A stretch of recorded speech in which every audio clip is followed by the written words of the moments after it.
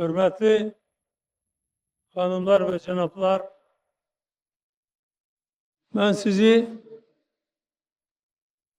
yeni yaranmış Polat Dökme Zavodu'nun açılışı münasebetiyle yürekten tebrik ederim.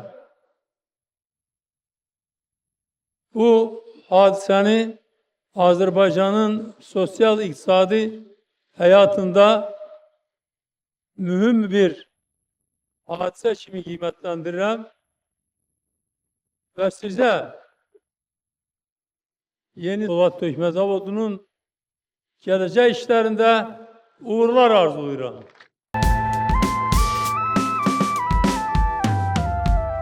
...2001-ci ildə Heydər Əliyevin xeyirduası ilə işə başlayan Baku Steel Company-nin keçdiyi bu 13 illik yol əslində hamar olmayıb. Bu müddətdə müəssisənin fəaliyyəti bir neçə dəfə dayanıb, istehsalın sıfıra bərabər olduğu zamanlar da olub. 2011-ci ildən isə zavodun həyatında dönüş başladı.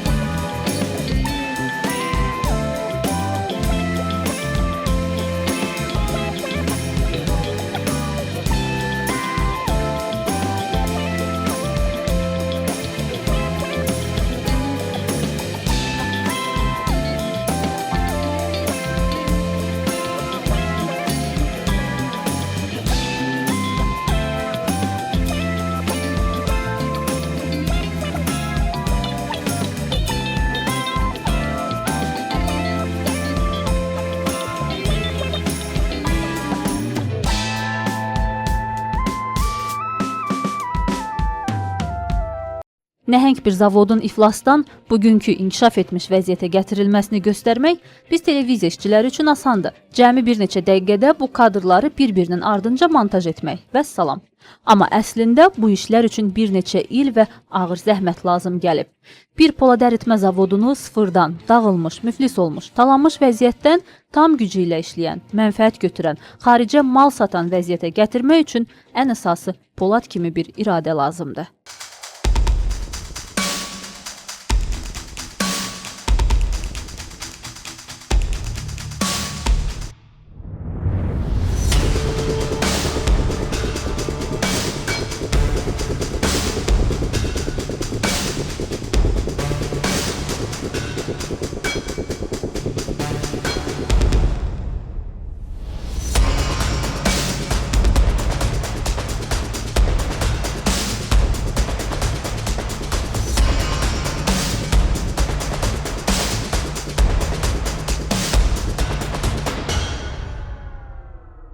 Əvvəl bizim istehsalat gücümüz ildə 250 min ton olubdu.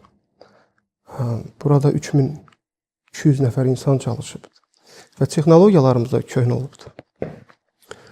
Və istehsal etdiyimiz malın, məhsulun qiyməti də çox baha başa gəlibdi. Hardasa bir 600-620 dollara manata bizə armatur başa gəlibdi. Və bu dünyada gedən prosesləri var. Ümumiyyətlə, metallurgiyada gedən prosesləri nəzərə alanda biz qərara gəldik ki, Azərbaycanda yeni müasir bir müəssisə quraq. Və bugün baxanda keçmişə, dünya bazarında armaturun qiyməti 520 dollardır. Zaqatovkanın qiyməti 460 dollardır. İndi təsəvvür edin, bugünkü gün bu köhnə müəssisə qalsaydı, biz artıq Baku Steeli gərək bağlayardıq. Və əlbəttə ki, bu peşəkar kadrlar olmasa da bunu etmək mümkün olmazdı. Deyim ki, bunu ancaq mən etdim, o da biraz düzgün çıxmaz. Və bu kadrların əməyi ilə biz bunu etdik. Və bugün biz bu müəssisəni qurduq. Və bugünkü bizim siyasətimiz onu göstərir ki, addımımız düz olub. Son 3 ildə zavodda demək olar ki, hər şey yenidən qurulub. Yeni sobaların, avadanlıqların alınmasına, işçilərin təhlükəsizliyinin güclənməsinə 200 milyon dollar sərmayə yatırılıb. Qısaca zavodun bu gününə nəzər salsaq, rəqəmlər bunları deyir. Baku Steel Company illik istehsal gücü 1 milyon ton olan, hər il büdcəyə 21-22 milyon manat vergi verən, 22 milyon manat əmək haqqı ödəyən bir müəssisədir. Bu zavod 1500 insan üçün iş yeridir. Bizim şirkətdə orta əmək haqqı 1100 manatdır. Və biz 6 aydan bir işçilərimizi tibbi müayinə edirik və ondan bağlı bütün bu sosial problemlərini də həll edirik. Yəni bizim şirkətdə hansısa bir ailədə uşaq anadan olanda biz o ailəyə də köməklik edirik. Yeri gəlmişkən bir qədər də Baku Steel Company-nin rəhbərliyi barədə. Bu gün cəmiyyətdə zavod rəhbərliyi haqqında məlumatlar o qədər də çox deyil. Müəssisənin başında duranlar gənc olsa da kifayət qədər təcrübəyə malikdirlər. 97-ci ildə universiteti bitirdikdən sonra mən İtaliya dövlətinə getdim və orada işlədim. 98-ci ildə qayıtdım və birinci şirkətimi yaratdım. O vaxtlar Ulu Öndər artıq əsrin müqaviləsini imzalamışdı və Azərbaycana çoxlu xarici şirkətlər gəlmişdi. Və mənim işim onların avtomobil nəqliyyatını təmin etmək idi. Sonra 2001-ci ildə Azərı Çıraq Günəşli yatağında proyekt başladı və orada bir Magdermi Caspian Construction şirkəti var idi. Hansı ki, bugün o 4 dənə platformanı tikibdir və bugün bu platformalar Azərbaycana artıq nefti çıxardı və pul qazandırır Azərbaycan. Və orada çalışdım və orada ən böyük departamentlərin birinin rəhbəri oldum. Sonrasa 2008-ci ildə Baku Steel'a işə dəvət olundum və burada işlədim və buranı idarə etdim və 2011-ci ildə buranın sahibi oldum və ümumiyyətlə mən həyatımda nə iş görmüşəmsə onu keyfiyyətli eləmişəm. O işi öyrənib ondan sonra söz danışmışam.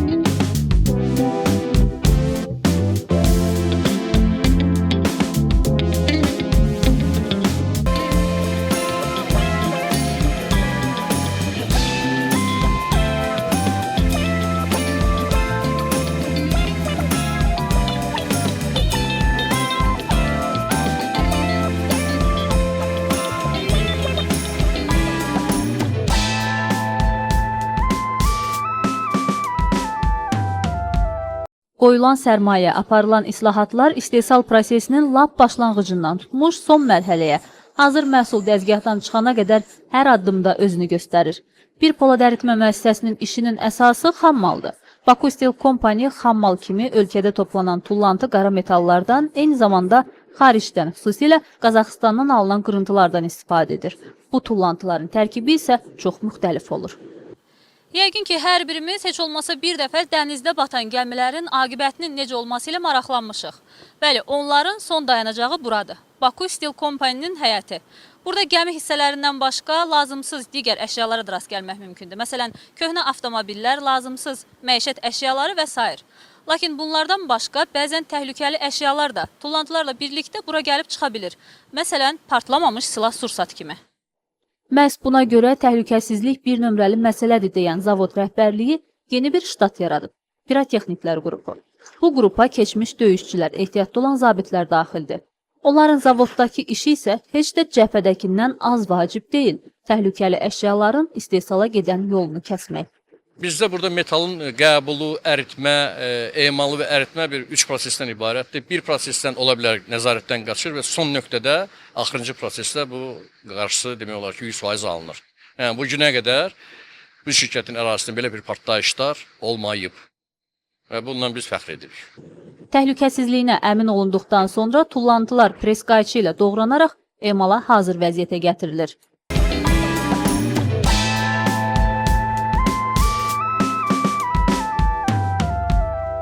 Emala hazır olan ilkin xammal isə badyə adlanan bu iri qablara doldurulur və sobaya ötürülür. Məktəb illərində hər birimizin əzbərlədiyimiz bir şeir var idi. Əridib silahları biz Marten sobasında körpü yarada bildik, yerlə göy arasında. Amma artıq metallurgiyada Marten sobalarının vaxtı çoxdan keçib. Onları bax bu gördüyünüz müasir elektrik göv sobaları əvəz edib.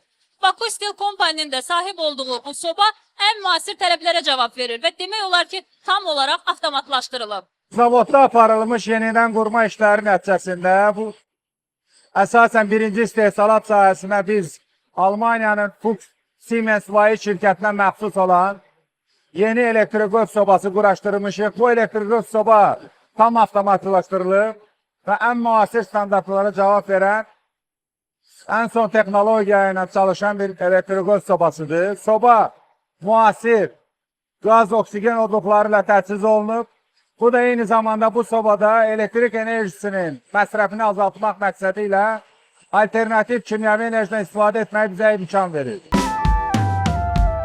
Sobada ərimə prosesi başa çatdıqdan sonra maye halına düşən polad soba çalov sahəsinə gətirilir. Burada onun son kimyəvi tərkibi formalaşdırılır. Metallurgiya deyəndə insanın ağlına istər-istəməz məşhur Rus yazıcısı Nikolay Ostrovskinin Polad necə bəlkə də əsəri gəlir. Doğrudur, bu əslində əsərə məcazi mənada verilmişdir adı. Yəni burada söhbət bir insanın öz iradəsi hesabına necə güclənməsindən gedir. Reallıqda isə Polad bax belə bərkiyir. Maye halında sobadan fasiləsiz sökmə maşınına daxil olan polad burada kristallaşır, yəni bərkiməyə başlayır. Bərkidikdən sonra isə artıq digər tikinti materiallarının istehsalı üçün xammala çevrilir.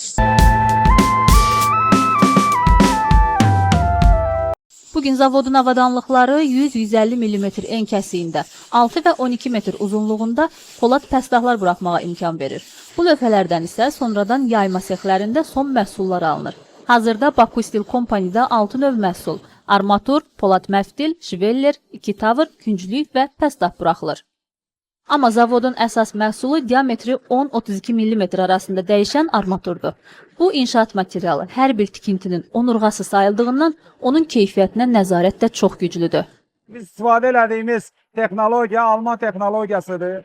Armaturlar bizdə yayma xəttində yüksək termomexaniki emal keçir. Onun bütün mexaniki xassələri standartın tələblərindən də daha yuxarıyadır. Və eyni zamanda biz bu istehsal elədiyimiz məhsulları Almaniyanın ixtisaslaşdırılmış institutlarına göndərib, orada da sınaqlar eləyib, yoxlayıb nəticələrini bizə verirlər, alırıq. Ölkədə Fövqəladə Hallar Nazirliyinin nəzdində olan Dadaşov İnstitutu bizim məhsulları hər ay yoxlayır və bizə uyğunluq sertifikatı təqdim eləyir. Elə zavodun özündə də armaturun keyfiyyətini yoxlamaq üçün xüsusi laboratoriya fəaliyyət göstərir. Bu laboratoriyada hazır məhsulun üzərində müxtəlif sınaqlar aparılır. İlk olaraq armaturun əyilməsi yoxlanır. 90 dərəcə əyməni burada müşahidə edirik və əymə 90 dərəcə alınan kimi sınaq maşınının hərəkəti saxlanılır və 90 dərəcə alındı. Daha sonra isə onun ağırlığa tab gətirmə həddi müəyyən olunur.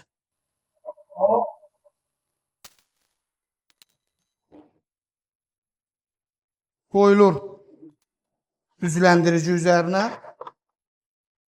və nisbi uzanması ölçülür.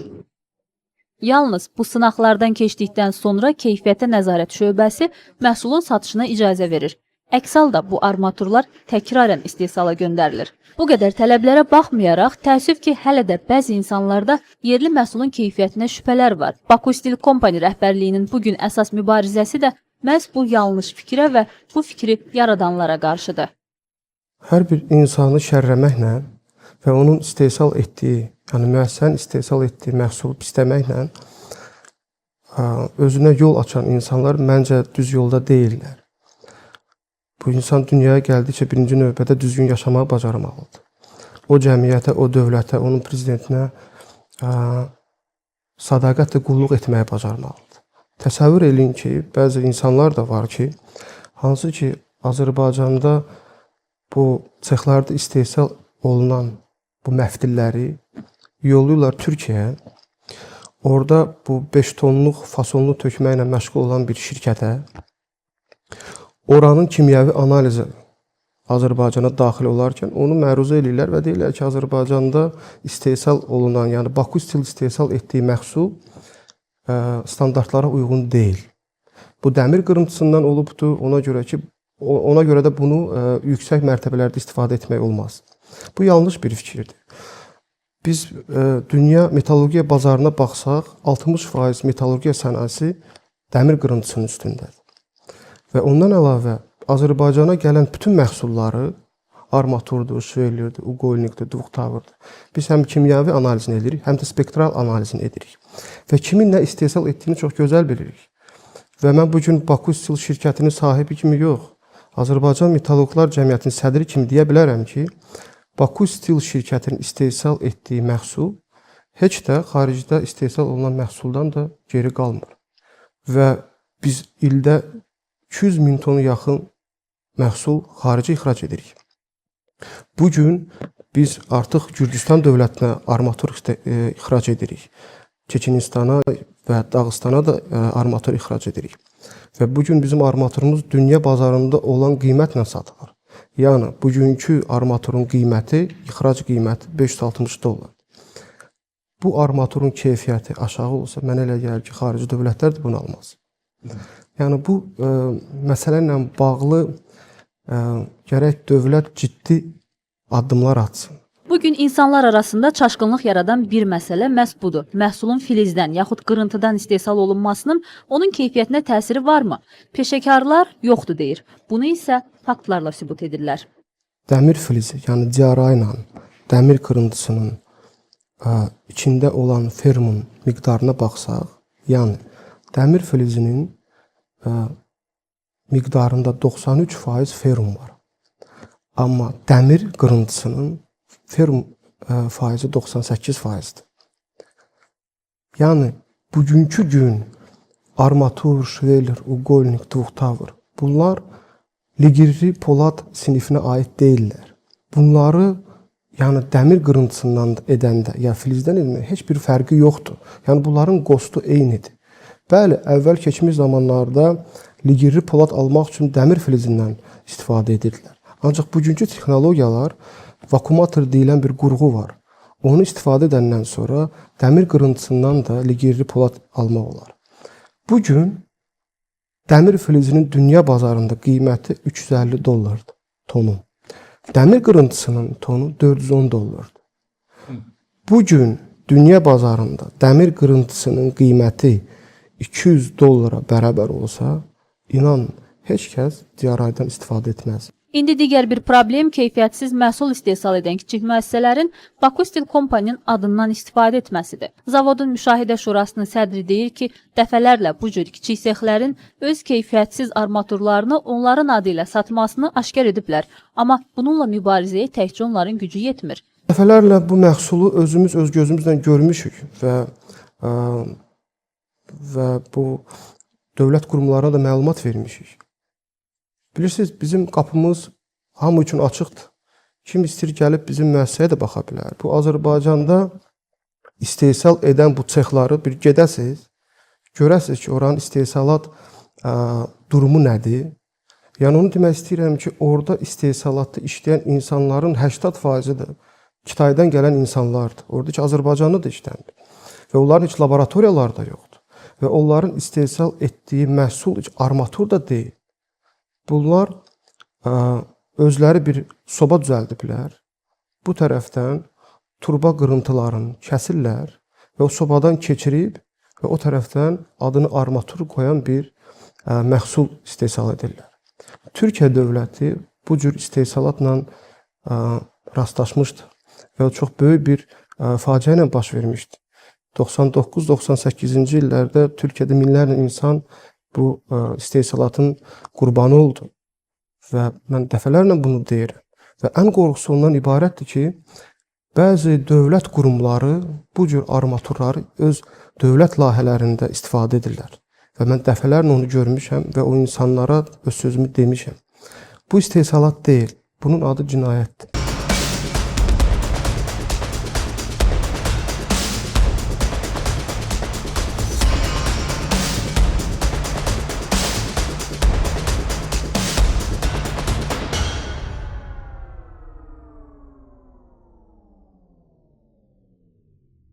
Qonşu Türkiyənin təcrübəsi tikinti materialları istehsalında yol verilən səhlənkarlığın nə qədər acı nəticə verməsini göstərən bir dərsidir. Və bu dərs sübut etdi ki, keyfiyyətsiz armatur təkcə bir məmurun maraqlarının təmin olunmasından daha qlobal məsələdir. Bu minlərlə insanın həyatı bahasına başa gələ bilər. Hasan abi! Abla! Baba! Seysmik cəhətdən aktiv zonada yerləşən Bakıda tikinti işlərinin geniş vüsət aldığı bir vaxtda isə bu məsələ xüsusilə aktualdır.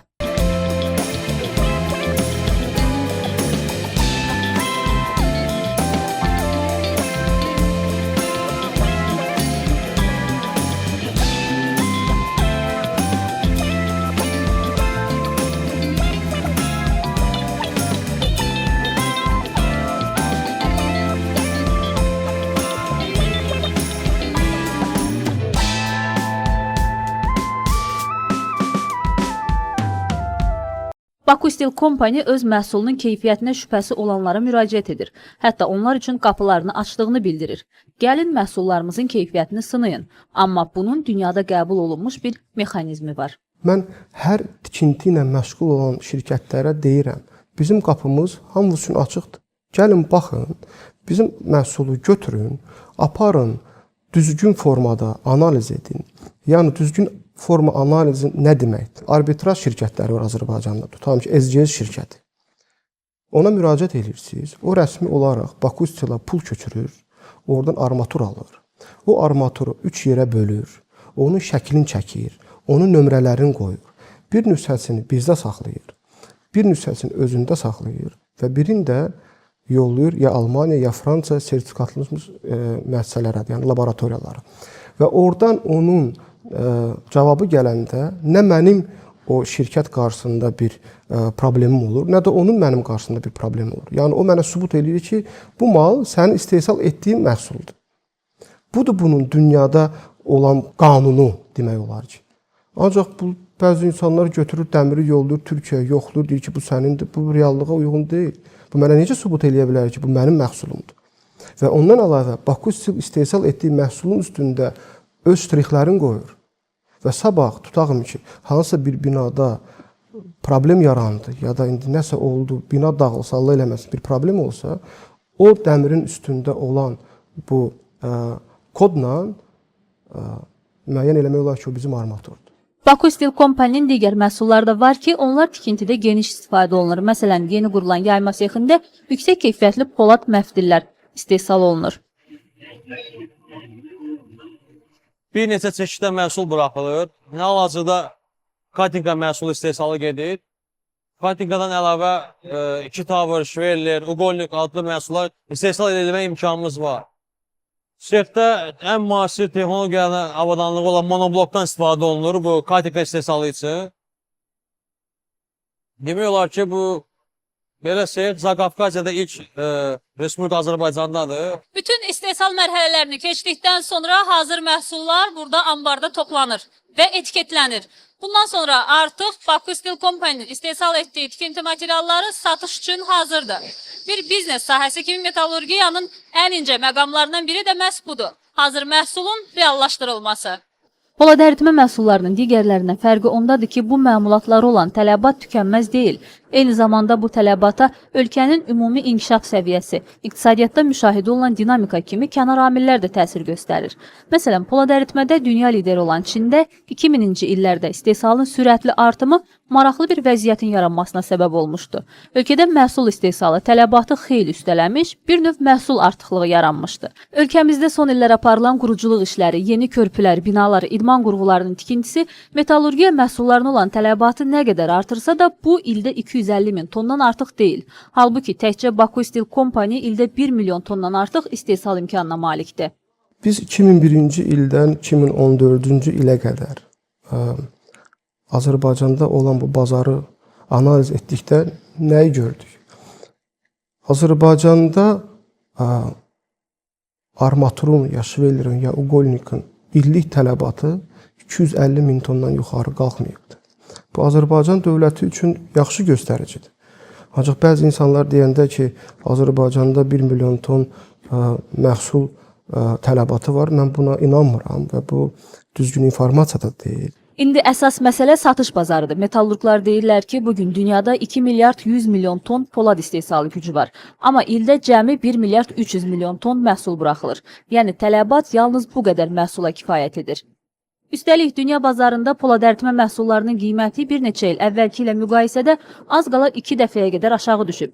İndi armaturun tonu 470-520 dollar, polad məftilin qiyməti 420-450, prakat lövhə 580 dollar, pəsta isə 450-470 dollar arasında dəyişir.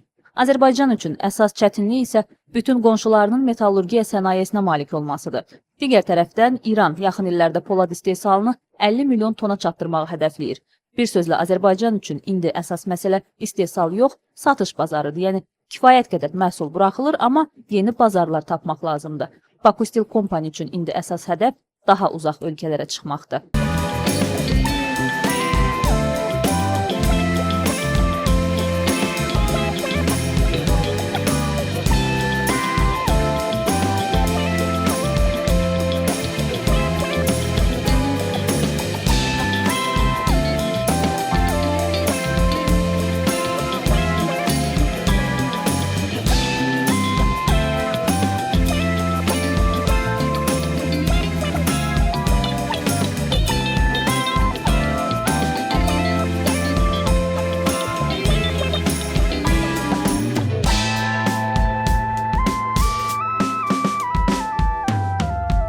Metallurgiya ağır, eyni zamanda təhlükəli iş deməkdir. Amma təhlükəni azaltmaq mümkündür. Müasir texnologiyaların tətbiqi, yeni avadanlıqlar buna imkan verir.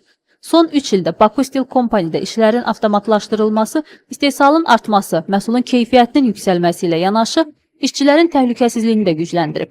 Müəssisənin əvvəlki vəziyyətini görən əməkdaşlar bunun fərqini daha yaxşı hiss edir. Böyük bir dəyişikliklər var. O əziyyət çox idi. Bir çıxmasın.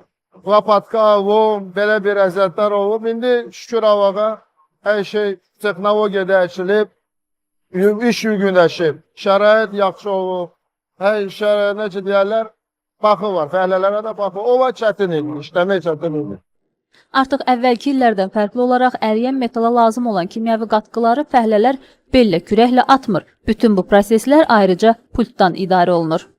10 ildən artıq ki, mən bu istehsalat sahəsində çalışıram və əvvəlki sobaya nisbətən bu soba tam müasirdir. Yəni, əvvəlki sobada olan fiziki əməyi demək olar ki, tam minimuma enmişdir. Yəni, bugün demək olar ki, əl əməyindən qismən istifadə olunur. Amma nə qədər yeni, avtomatlaşdırılmış avadanlıqlar olsa da, sonda hər şeyi insan, yüksək ixtisaslı kadr həll edir. Buna görə də hər bir zavodun ən dəyərli resursu onun mütəxəssisləri sayılır. Bugün ölkədəki əsas metallurq kadrları məhz Baku Steel Company-də cəmləşib. Bilirsiniz, bizim sözün düzü, mən bu şirkətə 2008-ci ildə rəhbərlik edirəm. Artıq 2011-ci ildə də bu müəssisənin sahibi oldum və bu müəssisədə 2001-ci və 2004-cü ilə qədər xarici mütəxəssislər işləyib Azərbaycanlı polad əridənlərə necə deyək, trening keçiblər. Yəni bunu öyrədiblər. Artıq Azərbaycanda bugün bizim şirkətdə peşəkar bir metallurqlar var. Yəni biz bunları xarici dövlətlərə də yollayırıq. Xarici şirkətlər də əritmə proseslərinə gedib baxırlar və özümüzdə də burada treninqlər keçiririk. Və bunun sayəsindədir ki, biz bugün bu cür zavodu qura bildik. Metallurqların qidası da digərlərindən fərqli olmalıdır. Çünki istehsal prosesində kifayət qədər zərərli maddələrlə, hisslə, tozla qarşılaşan işçilər ilk növbədə süd və süd məhsulları qəbul etməlidir. Əlbəttə ki, yaxşı yeməlidir. Hər növbədə işləyən fəhlələr gündə bir dəfə zavodun yeməkxanasında isti yeməklə, istədikləri zaman isə süd və süd məhsulları ilə təmin olunur. Bundan başqa zavodda işçilərin xidmətində müasir tibb məntəqəsi və təlim mərkəzi də var.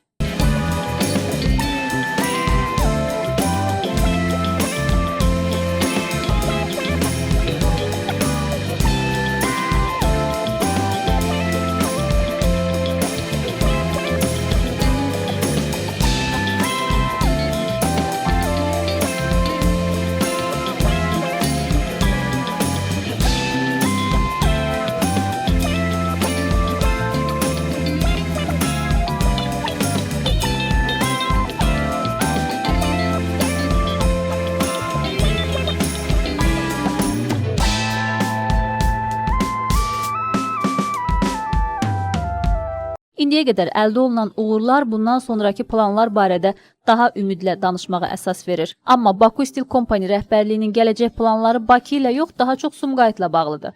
Xüsusilə 2014-cü ilin sənaye ili elan olunması bu planları daha da aktuallaşdırıb. Bizə məxsus olan Sumqayıt boru yayma müəssisəsi var. Biz Bakı şəhərində nə etmək olardı bunu etdik. Biz müasir 1 milyon ton istehsal edən və 6 növ məhsul istehsal edən bir müasir zavod qurduq. Və bugün burada nəsə təzə bir sənaye yeri fikirləşmək biraz düzgün olmazdı. Və bizim fikrimiz Sumqayıtda böyük bir zavodun inşasıdır. Və artıq danışıqlar aparılır və bu ilin sonuna qədər də bu müqaviləni imzalayacaq. Gələcək planlara həm də yeni kadrların, gənc mütəxəssislərin yetişdirilməsi daxildir. Bu məqsədlə artıq bir neçə ildir Texniki Universitetin Metallurgiya fakültəsində təhsil alan və seçilən tələbələrə Baku Steel Company-nin xüsusi polad təqaüdü verilir. Eyni zamanda onların təcrübə keçmələri üçün də şərait yaradılır. Beləliklə müəssisə özünə lazım olan ixtisaslı kadrları elə özü yetişdirir. Bu hələm son deyil. Qərara gəldik ki, biz ümumiyyətlə metallurgiya fakültetini öz himayələrimizə götürək. Bilin ki, bizim şirkətin qapıları sizin üçün hər zaman açıqdır. Çox sağ olun. Azərbaycan dilində polada aid kifayət qədər deyimlər, atalar sözləri var. Polad sınar əyilməz, polad kimi möhkəm olmaq və s. Baku Stil Company-də keçirdiyim 3 gün ərzində isə bir şeyə əmin oldum. Bütün bu ifadələri ilk növbədə elə polad əridənlərin özünə şamil etmək lazımdır. Hər tərəfdə yüksək temperaturun olduğu bir şəraitdə ağır fiziki əmək, gərgin iş heç də hamının bacaracağı bir şey deyil. Bu günlərdə metallurqlardan eşitdiyim bir söz də yadımda qaldı. Metallurgiya əsl kişi işidir. Bu iş cəsarət, iradə və güc tələb edir. Metallurgiyada ehtiyatsızlıq, qorxaqlıq bağışlanmır. Bu insanlar poladı necə bərkidirsə, özləri də bax belə bərkiyirlər.